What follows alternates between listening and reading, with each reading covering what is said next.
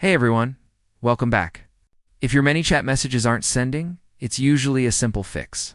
Let's go through the most common reasons and how to solve them. First, check if the user is subscribed.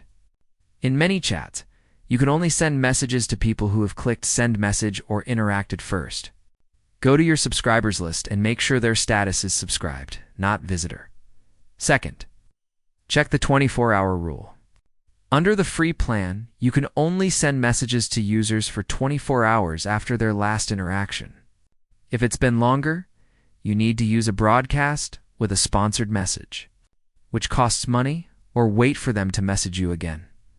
Third, check your automation flow if you're using a flow. Make sure all the steps are connected correctly and the flow is turned on. A broken link between steps can stop messages from sending. Fourth, if you're using a keyword trigger, make sure the keyword is spelled correctly in your flow and the user typed it exactly right. Fifth, clear the cache. Sometimes your browser can cause issues. Try logging out of ManyChat, clearing your browser cache, and logging back in. And finally, check ManyChat's status page. Sometimes the issue is on their end. Just search ManyChat status to see if there's a known problem. Go through this checklist, and you'll likely find the solution.